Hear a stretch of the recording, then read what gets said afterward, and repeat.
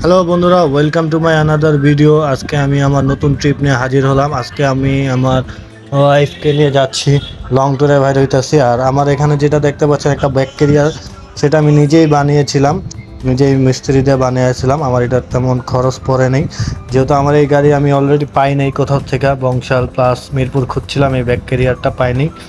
তো আজকে আমি আমার যাত্রা শুরু করছি ব্যাগ বেঁধে। এখান থেকে চলে যাব সোজা সিলেট। তো আমার সিলেটের ভিডিও দেখতে হলে সাথে থাকুন, পুরো ব্লগটা এনজয় করুন আপনি।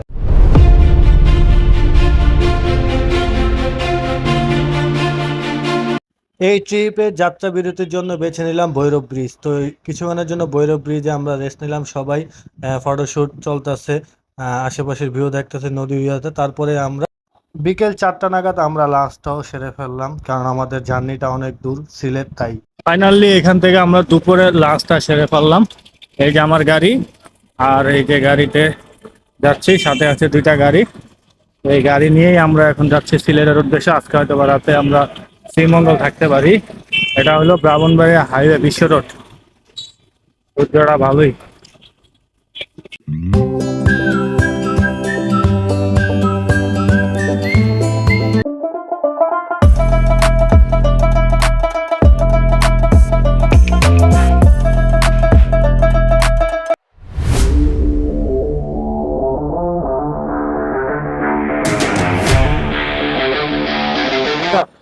ফাইনালি আমরা সিলেট পৌঁছে গেলাম। এই যে ঘেটে আমার সাথে পার্টনার আছে, এই যে আমার এক্স। তো আমি আমার এক্স নিয়ে বিয়া খেতে এসে বললাম। এটা কোথায় এক্স? এটা কই? সিলেট। যাই হোক, এখন আমরা হয়তো রেস্ট টেস্ট নিবো এখান থেকে, নিয়ে আবার বিদায়। হ্যালো এভরিওয়ান, চেয়ারের অবস্থা দেখে বুঝতেই পারতেছেন যে কি একটা অবস্থা আছে আমরা এখানে। শেষমেশ আমরা হোটেল হলিগেটে উঠলাম। এখানে এই যে আমাদের রুমটা, খুব ছোট্ট একটা রুম, খুব সুন্দর। সবচেয়ে মজার বিষয় হচ্ছে বাইরে খুব সুন্দর ভিউ আছে, যেটা দিনের বেলা দেখা যাবে। অ্যান্ড টিভি আছে, ছোট্ট একটা মিরর আছে। চেহারাটা তো প্রচুর কালো হয়ে গেছে, যাই হোক। অ্যান্ড এই রুমটা আমাদের কাছ থেকে নিছে ভালোই অ্যামাউন্ট নিছে। যাই হোক, এক এক সময় এক এক থাকে, ডিসকাউন্টে পাইছি তো, যার কারণে এখন শুধু শুধু একটা রেট বলে দিলাম, পরে আইসা আপনারা সে রেটে পাইবেন না। বলছি তাদের ওয়েবসাইট আছে, পেজ আছে, ফেসবুক দেখে নেবেন। তো বাইরে এখন রেডি হয়ে ফ্রেশ হই।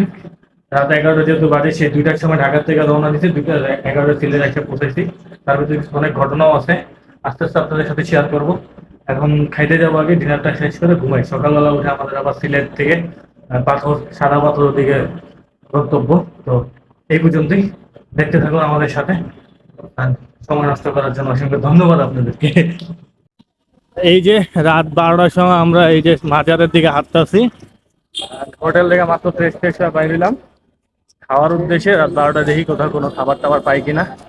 And যদিও যদিও রাস্তা যদি বলি, রাস্তার কথা খুবই বাজে বাজে অভিজ্ঞতা। এই বাজে অভিজ্ঞতার জন্য পুরাই দিনটা পার হয়ে গেল। খাবারও পামু কিনা সন্দেহ, তারপরও সামনে আগে যাচ্ছে, যদি খাবার টাবার পাই খাওয়া যায়, ফ্রেশ ফ্রেশ হই। এই হলো অবস্থা হোটেলের। এই যে হোটেল, যাই হোক থাকতে থাকি, দেখিস কি অবস্থা, দেখুন আমাদের সাথে। নিবানি কোল্ড ড্রিঙ্কস কি আছে? কোল্ড ড্রিঙ্কস আমাদের নাই, বাইরে থেকে এনে